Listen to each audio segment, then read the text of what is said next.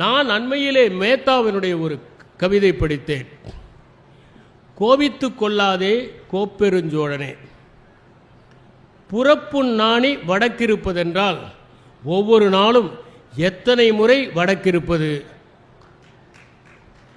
ஒட்டுமொத்தமாய் எல்லோரும் முதுகில் குத்துகிற ஊரில் என்று. மானத்தின் அவசியத்தை, முக்கியத்துவத்தை பற்றி ஷேக்ஸ்பியரும் பேசுகிறார். ஜூலியஸ் சீசர் தன்னுடைய மனைவி காலிஃபர்னியா, ஜூலியஸ் சீசருக்கு 3 மனைவிகள் இருந்தார்கள். அதிலே அவர் மிகவும் நேசித்தவர் காலிஃபர்னியா. பாம்பியா என்பவரை அவர் ஒரு திருவிழா ஒன்று நடக்கும், அதில் பெண்கள் மட்டும்தான் அந்தரப்புறத்தில் இருப்பார்கள். ஓர் ஆண் பெண்ணை போல வேடம் செய்து கொண்டு உள்ளே நுழைந்து விடுவான். அவனை வெளியே அனுப்புகிற போது தன்னுடைய மனைவியையும் விவாகரத்து செய்து விடுகிறார். காரணம், விவாகரத்து செய்வதற்கு அந்த மற்றவர்கள் சந்தேகிப்பார்கள் என்பதல்ல. Scissors wife should be beyond suspicion என்று சொன்னதற்கு காரணம், உண்மையிலே அவருக்கு பாம்பியாவை பிடிக்காது, அதுதான் காரணம். மூன்றாவதாக இந்த காலிஃபர்னியா பலமுறை எச்சரிக்கிறார், நீங்கள் இப்போது செல்லாதீர்கள், எனக்கு ஒரு கெட்ட கனவு ஒன்று வந்தது, அதற்கு பெயர் பேத்தட்டிக் ஃபேலசி என்று பெயர். அப்படிப்பட்ட ஒரு கனவு வந்தது, ஆனால் நீங்கள் போகிறீர்களே என்று. ஆனால் ஜூலியஸ் சீசர் போகிறார். அப்போது அவர் சொல்கிறார், வீரர்கள் ஒரு முறைதான் சாவார்கள், கோழைகள் பலமுறை சாவார்கள் என்று மானத்தை பற்றிய ஓர் விளக்கத்தை அவர் குறிக்கிறார். இப்படி ஷேக்ஸ்பியருக்கும் திருவள்ளுவருக்குமான வாழ்க்கை உடன்பாட்டு சிந்தனைகள் பலவற்றை நாம் காண முடிகிறது. அடுத்ததாக இருவருக்கும் இடையே இருந்த அந்த மனித நேய பண்புகள் எவை என்பதை நாம் பார்க்க வேண்டும். இருவருக்குமே மானுடத்தின் மீது மிகப்பெரிய பற்று இருந்தது. அவர்கள் மனிதர்களை நேசித்தார்கள். அதனால் அவர்களுடைய நாடகங்களில் ஷேக்ஸ்பியர் முழுவதுமாக மனிதர்களை நேசிப்பதை போன்றதைத்தான் அதிகமாக எழுதியிருக்கிறார். அதிலும் குறிப்பாக அவருடைய பாத்திரமான டெம்பஸ்ட் என்பது மிகச் சிறந்த வகையிலே பிராஸ்பெரோ என்கின்ற ஒன்றை படைத்து காட்டி மனிதர்கள் எவ்வாறு மனிதத்தன்மையோடு விளங்க வேண்டும் என்பதை தெளிவுபடுத்துவதாக இருக்கிறது. நீங்கள் கருணையோடு இருக்க வேண்டும், அன்போடு இருக்க வேண்டும் என்பதை திருவள்ளுவர் பல இடங்களிலே கூறுகிறார்.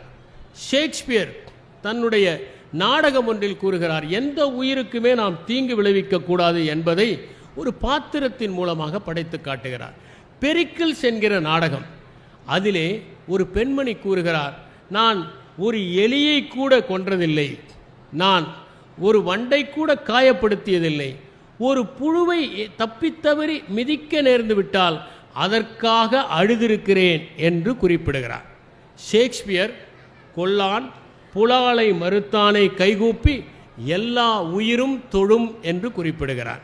இந்த குரல்பாதான் பெர்னார்ட் ஷாவிற்கு மிகவும் பிடித்த குரல் என்று நான் படித்திருக்கிறேன். அப்படி இருவருமே மனிதநேய பண்புகளை, உயிர்களின் மீது செலுத்த வேண்டிய அன்பை பற்றி குறிப்பிடுகிறார். அதிலும் மறப்பதும் மன்னிப்பதும் வாழ்க்கையினுடைய சகஜம் என்பதை இருவருமே கூறுகிறார்கள். இருவருமே எப்போது நாம் மன்னிக்கிறோமோ அப்போதுதான் வாழ்க்கை செல்வாக்கடைகிறது என்று கூறுகிறார்கள். கண்ணிற்கு அழகு கண்ணோட்டம் என்று திருவள்ளுவர் குறிப்பிடுகிறார். கண்களுக்கு அழகே அந்த கருணைதான் என்று குறிப்பிடுகிறார். நான் கூறியதைப் போல அந்த பிராஸ்பெரோ என்கிற பாத்திரம் புயல் என்கிற நாடகத்தில் வருகிறது. சொந்த சகோதரன் நாட்டை பறித்து கொண்டு ஒரு படகிலே ஏற்றி அனுப்பிவிடுகிறான். காரணம், பிராஸ்பெரோ எப்போது பார்த்தாலும் படித்து கொண்டே இருப்பார். அவர் உலகத்தை விட, ஆட்சியை விட புத்தகங்களை நேசித்தார். அதனால் அவரை அவன் நாடு கடத்துகிறான். அவரோ ஒரு தன்னந்தனியான தீவிலே மாட்டிக்கொள்கிறார். பிறகு தன்னுடைய மந்திர சக்தியால் அவர்கள் அந்த தீவை கடக்கிற போது ஒரு விபத்தை ஏற்படுத்தி புத்தி புகட்டுகிறார். இறுதியிலே அவர்களை மன்னித்து விடுகிறார். அவர் சொல்லுகிறார், மன்னிப்பதுதான் சிறந்த பண்பு, அதில்தான் சான்றாமை இருக்கிறது என்று. வெனிஸ் நகர வியாபாரியிலே கூட நாம் ஒன்றை பார்க்க முடிகிறது. அதிலே போர்ஷியா சொல்கிறார், மழை கீழே பொழிகிறது, அந்த மழை யாராவது பாராட்டுவார்கள் என்றா பொய்கிறது, யாராவது நன்றி செலுத்துவார்கள் என்றா? அதைப்போல கருணை என்பது எதையும் பார்க்காமல் பொழிய வேண்டும் என்பதை அவர் சொல்லுகிறார். இதை திருவள்ளுவர் ஏற்கனவே சொல்லிவிட்டார். கைமாறு வேண்டா கடப்பாட்டு மாறி மாட்டு எந்நாற்றும் கொள் உலகு என்று கூறுகிறார். எதையுமே எதிர்பார்க்காமல் மழை பெய்கிறது. இந்த மழைக்கு நாம் என்ன கைமாறு செய்ய போகிறோம்? ஏதாவது செய்ய முடியுமா? மழைக்கு செய்ய முடியுமா? தென்றலுக்கு செய்ய முடியுமா? சூரிய ஒளிக்கு ஏதாவது செய்ய முடியுமா? அல்லது அழகாக பூக்கள் பூக்கின்றனவே அவற்றிற்கு என்ன கைமாறு செய்ய போகிறோம்? அழகாக படர்கிறதே அந்த கொடிக்கு என்ன கைமாறு செய்ய போகிறோம்? நமக்கு நிழல் தெரிகிறதே அதற்கு என்ன கைமாறு செய்ய போகிறோம்? வயிறை நிறைக்கிறதே நெற்கதிர்கள் அதற்கென்ன கைமாறு செய்ய போகிறோம்? பறித்து தின்கிறோமே நன்றாக இருக்கிறது என்று அந்த செடிக்கு ஏதாவது நாம் நன்றி செலுத்தப் போகிறோமோ? நன்றி செலுத்தாமல் வாங்கி கொண்டே இருப்பவன் மனிதன், கொடுத்து கொண்டே இருப்பது இயற்கை. இதைத்தான் திருவள்ளுவர் தன்னுடைய அற்புதமான நூலிலே அவர் குறிப்பிடுகிறார். அதிலே அவர் ஒன்று சொல்லுகிறார், ஒத்ததறிவதுதான் உயிர் வாழ்வான். எவன் ஒருவன் மற்றவனுடைய துயரங்களை எல்லாம் சமமாக கருதுகிறானோ அவன்தான் உயிர் வாழ்வான்.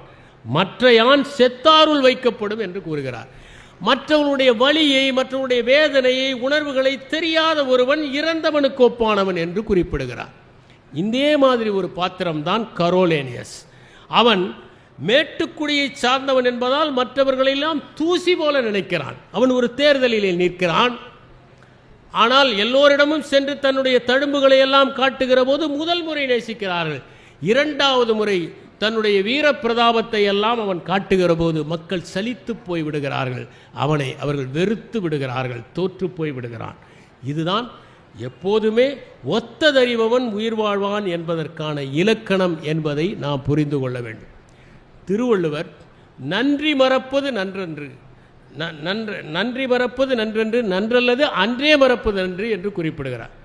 நன்றியை சிசரோ என்கிற ரோமாபுரியின் தலை சிறந்த பேச்சாளர் அவன் சொல்கிறான், பண்புகளிலேயே மிக. அப்படித்தான் ஷேக்ஸ்பியருடைய ஜூலியஸ் சீசரிலே புரூட்டஸ் என்கிற பாத்திரம், புரூட்டஸ் என்கிற பாத்திரத்தை சீசர் மிகவும் நேசிப்பார், அவ்வளவு அன்பு செலுத்துவார், மகனைப் போல பார்த்து கொள்வார்.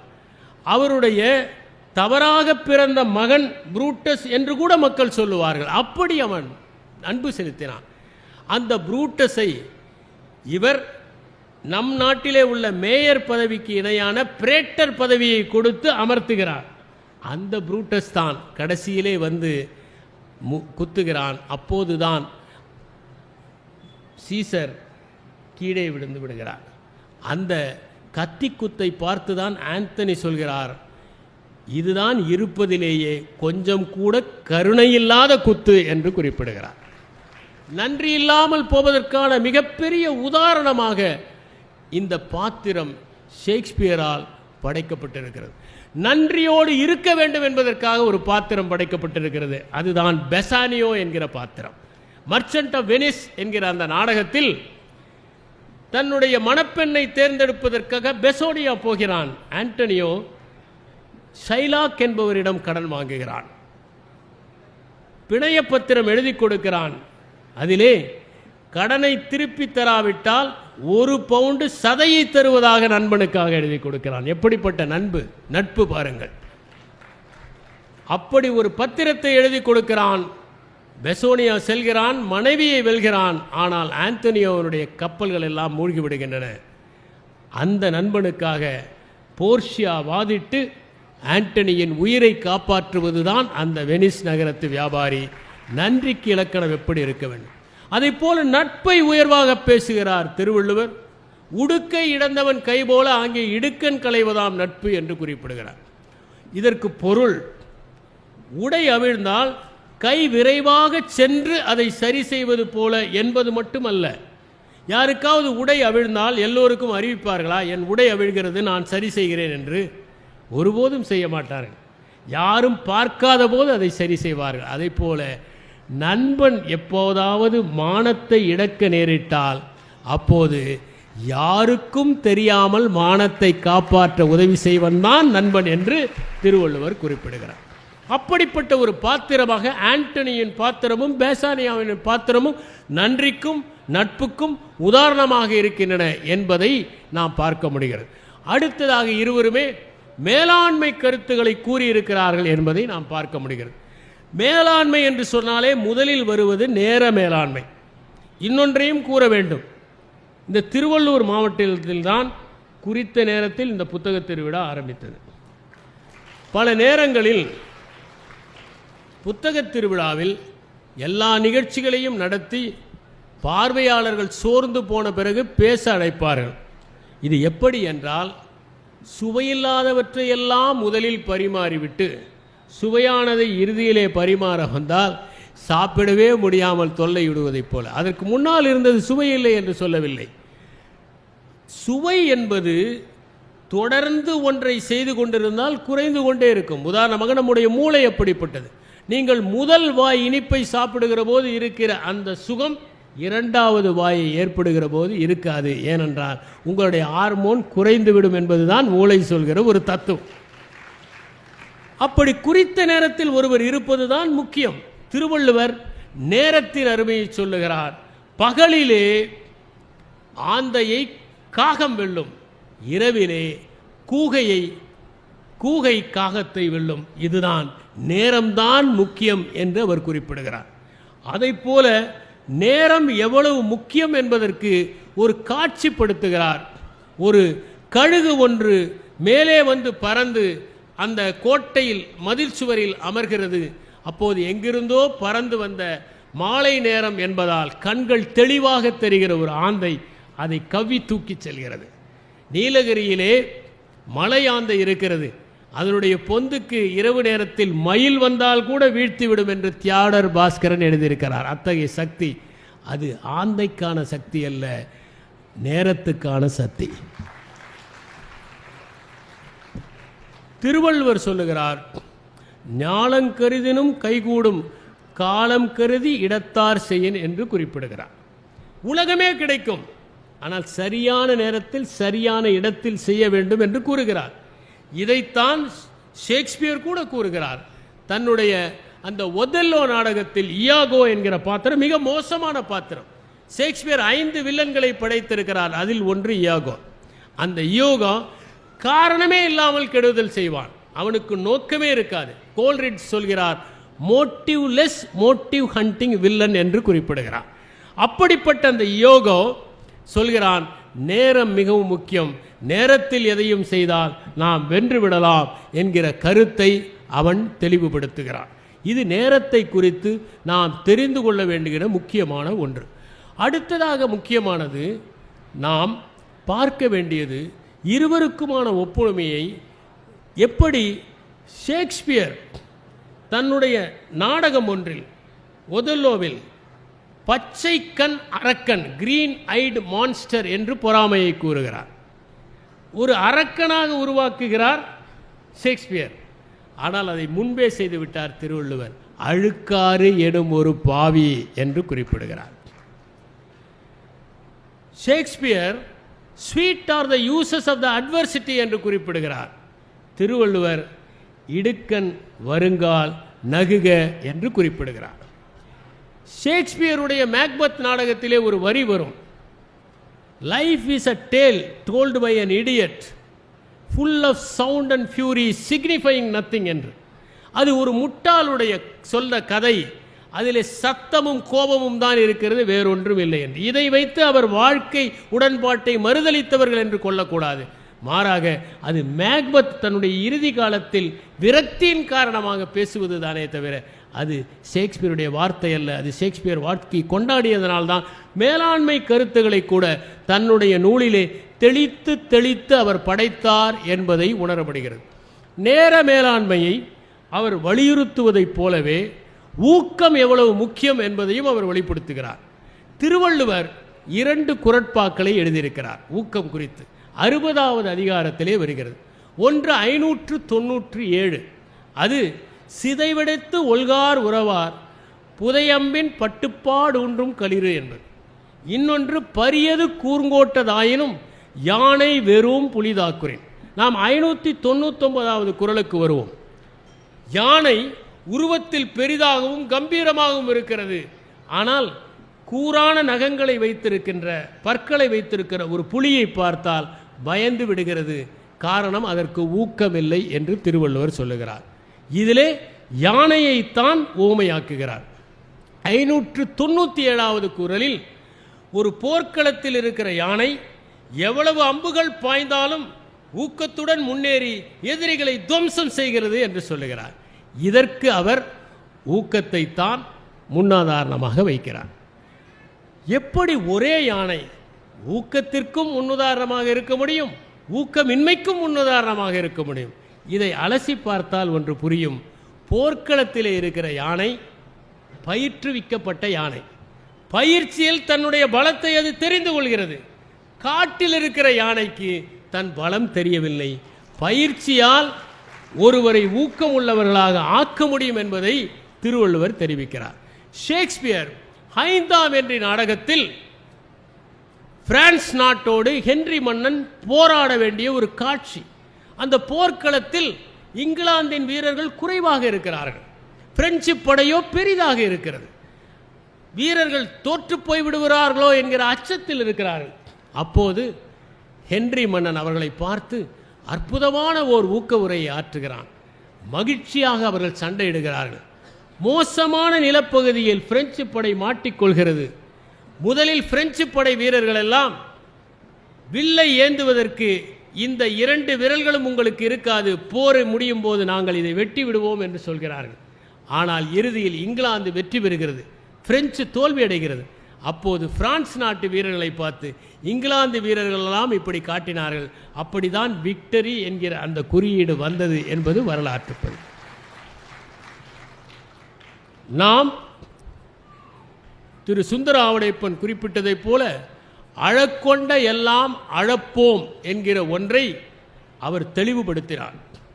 அதைப் போலவே திருவள்ளுவர் சொன்னார், நாம் தவறாக பணம் ஈட்டினால் சலத்தால் பொருள் செய்தே மார்த்தல் பசுமன் களத்துள் நீர் பெய்தறியற்று என்று சொல்லுகிறார். நீங்கள் சுடப்படாத பானையிலே தண்ணீரை வைத்தால் அது எப்படி தங்காதோ அப்படி தீய வழிகளில் பணம் சம்பாதித்தால் தங்காது என்கிறார். அதற்கு ஒரு உதாரணமாகத்தான் தவறான வரிகளில் கந்துவட்டியெல்லாம் வாங்கி பணம் சம்பாதித்த ஷைலாக்கினுடைய பாத்திரம் சித்தரிக்கப்பட்டிருக்கிறது. கடைசியில் அத்தனை சொத்தையுமே ஷைலாக் இழக்க வேண்டிய ஒரு சூழல் அந்த வெனிஸ் நகர வியாபாரியிலே ஏற்படுகிறது. இன்னொன்று, ஒரு மனிதன் அதிகமான அவாவோடு இருக்கக்கூடாது. மேக்பத் மன்னன் நன்றாக போரிட்டான் என்பதற்காக டங்கன் இன்னொரு பிரதேசத்தை ஆள்வதற்கு கொடுக்கிறார். அதோடு திருப்தி அடையாமல் தானே மன்னனாக வேண்டும் என்று ஆசைப்பட்டு தன்னுடைய மன்னனையே கொள்கிறான் அவன். அதுதான் அவனுடைய குறைபாடாக இருக்கிறது. துன்பையல் நாடகத்திற்கான குறைபாடாக அவர்கள் சொல்வது ஓவர் வால்ட்டிங் ஆம்பிஷன் என்பதுதான். அதிகப்படியான வேட்கை, அதுதான் அவனை அழிக்கிறது. அதைத்தான் திருவள்ளுவர் சொல்கிறார், நுனிக்கொம்பர் ஏறினார் அக்திரந்தூக்கின் உயிர்கிருதி ஆகிவிடும் என்று. நுனிக்கொம்பு ஏறிவிட்டு அதற்கு மேல் ஏற வேண்டும் என்று நினைத்தால் கீழே விழுந்து இறந்து விடுவார்கள். அதுதான் மேக்பத்துக்கு நடந்தது. எண்ணி துணிக கருமம் என்று திருவள்ளுவர் சொல்லுகிறார். முடிவெடுக்க முடியாமல் to be or not to be என்று குழம்பிக் கொண்டிருந்த ஒரு பாத்திரமாக ஹேம்லெட்டை அவர் படைத்து காண்பிக்கிறார். அடுத்ததாக 4வது கூறாக தகவல் பரிமாற்றம் என்பதில் இருவரும் என்ன கருத்துக்களை கூறியிருக்கிறார்கள் என்பதை பார்க்க வேண்டும். திருவள்ளுவர் இனிய உளவாக இன்னாத கூறல் கனியிருப்ப காய் கவர்ந்தற்று என்கிறார். இதற்கு பொருள் பழத்தைத்தான் பறிக்க வேண்டும் என்பதல்ல, நமக்கு எந்த பருவத்தில் அது தேவையோ அந்த பருவத்தில் பறிக்க வேண்டும். உதாரணமாக மாங்காய் இருக்கிறது, ஊறுகாய் போடுவதற்கு மாங்காயை பறிக்க வேண்டும், பழத்தை பறிக்கக்கூடாது. மாவடு போடுவதற்கு பிஞ்சை பறிக்க வேண்டும், சாப்பிடுவதற்கு பழத்தை பறிக்க வேண்டும். அதிலே பழச்சதுப்பு செய்வதற்கு கனிந்த பிறகு செய்ய வேண்டும். நீங்கள் எல்லாவற்றையும் கனியிலே பறிக்க முடியாது. உதாரணமாக நீங்கள் பாகற்காயை கனியில் கவர முடியாது, கத்திரிக்காயை கனியில் கவர முடியாது. எந்த பருவத்தில் நாம் அதை பயன்படுத்துகிறோம் என்பதுதான் கனியை கவர வேண்டுமா காயை கவர வேண்டுமா என்று தீர்மானிக்கிறது. இதே கருத்தை இனிய சொற்கள் தான் பேச வேண்டும், இனிய சொற்களுக்கு மகத்துவம் இருக்கிறது என்பதை ஷேக்ஸ்பியர் தன்னுடைய ஜூலியஸ் சீசர் நாடகத்தில் குறிப்பிடுகிறார். இன்னொன்று, ஒரு சொல்லை பயன்படுத்துகிற போது அதை தவிர வேறொரு சொல்லை பயன்படுத்தவே முடியாது என்கின்ற அளவிற்கு செறிவாக பயன்படுத்த வேண்டும் என்கிறார் திருவள்ளுவர். சொல்லுக சொல்லை பிரிதோர் சொல் அச்சொல்லை வெல்லுஞ்சொல் இன்மை அறிந்து என்கிறார். இதற்கு உதாரணமாகத்தான் நாம் 2 பேரை பார்க்கிறோம். ஒன்று ஆண்டனி, இன்னொன்று புரூட்டஸ். முதலிலேயே கசிய சொல்கிறான், நீ ஆண்டனியை பேச அனுமதிக்காதே, அவன் நன்றாக பேசுவான், உன்னை வீழ்த்தி விடுவான். அப்படியே ஒருவேளை பேசுவது என்றால் கூட அவன் முன்னால் பேசட்டும், நீ பின்னால் பேசினால் அவர்கள் சொன்னதற்கெல்லாம் நீ எதிர்வாதம் வைக்க முடியும். ஆனால் புரூட்டஸ் அதை கேட்கவில்லை. அவன் முதலில் பேசிவிட்டு வந்து விடுகிறான். அவன் சொல்லுகிறான், மக்களே நீங்கள் என்னை கேளுங்கள், அதனால் நீங்கள் பயனடைவீர்கள். எவ்வளவு அகங்காரமான பேச்சு! ஆனால் ஆண்டனி சொல்கிறான், மக்களே உங்கள் காதுகளை இரவல் கொடுங்கள், என் கருத்துக்களை கேளுங்கள். இதனால்தான் அந்த சொற்கள் வெல்லுகிற சொல்லாக இருக்க வேண்டும் என்பதற்கு ஒரு நுட்பமான எடுத்துக்காட்டாக இவர்கள் இருவர் பாத்திரங்களும் இருக்கின்றன. அதே நேரத்தில் தேவையில்லாத சொற்கள் சொல்பவர்களை திருவள்ளுவர் மக்கட்பதடி என்கிறார். பயனில சொல் பாராட்டுவானை மகன் எனல் மக்கட்பதடி எனல் என்கிறார். இந்த பதடி என்கிற வார்த்தையே ஷேக்ஸ்பியர் பயன்படுத்தி இருக்கிறார். அவருடைய அந்த மர்ச்சன்ட் ஆஃப் வெனிஸில் கிராஷியானோ என்கிற ஒரு பாத்திரம், அவன் நிறைய பேசுவான், பொருளே இருக்காது. அப்படி பல பேசி பேசி அறுத்தெடுப்பான். அவனுடைய பேச்சில் 2 மூட்டை தவிட்டில் 2 தானியங்கள் இருப்பதைப் போலத்தான் கருத்து இருக்கும் என்று கிராஷியானோ சொல்கிறார். மக்கட்பதடி. இன்னொன்று, பல சொல்ல காமுறுவார், மன்றமாசற்ற சில சொல்லால் தேற்றாதவர் என்று திருவள்ளுவர் சொல்லுகிறார். சில பேருக்கு நிறைய பேசுவார்கள், ஆனால் பொருளே இருக்காது. ஒரே வரியில் சொல்வதை 100 வரிகளில் சொல்வார்கள். அதை போல ஒரு பாத்திரம் பொலோனியஸ் என்பவன். அவன்தான் சுருக்கமே அறிவின் ஆன்மா என்கிறான். அவன்தான் அதிகமாக பேசுவான், பேசிக்கொண்டே இருப்பான். அப்படி ஒரு பாத்திரத்தை படைத்து சொற்களை எப்படி கையாள வேண்டும் என்பதை மிக நேர்த்தியாக அவர் குறிப்பிடுகிறார். அடுத்ததாக நாம் பார்க்க வேண்டியது இருவருக்கும் ஆன ஒரு மிகப்பெரிய ஒற்றுமை என்னவென்றால், இருவருமே தங்களுடைய வாழ்க்கையில் நாட்களை பற்றி, நேரத்தை பற்றி, உணர்வுகளை பற்றிய தெளிவான பார்வை வைத்திருந்தார்கள். அரவிந்தர் ஷேக்ஸ்பியரை பற்றி ஒரு புத்தகம் எழுதியிருக்கிறார். அதிலே ஷேக்ஸ்பியர் 5 விதமான பாணிகளை கடைபிடித்ததாக கூறுகிறார்.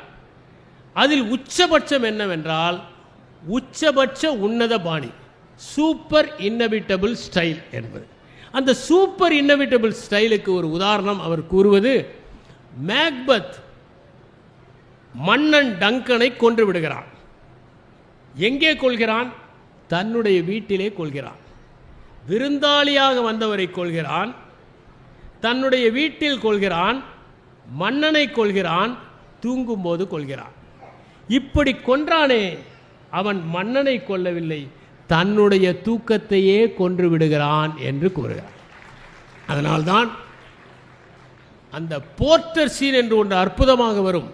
அதை குவின்சி அவர்கள் மிகச்சிறந்த வரிகள் என்று பாராட்டுகிறார். அப்படி ஏனென்றால் இப்படி விருந்தினரை கொள்கிற ஒரு வீடு நரகமாகத்தானே இருக்க முடியும், அது சொர்க்கமாக இருக்க முடியாதே என்று குவின்சி கூறுகிறார்.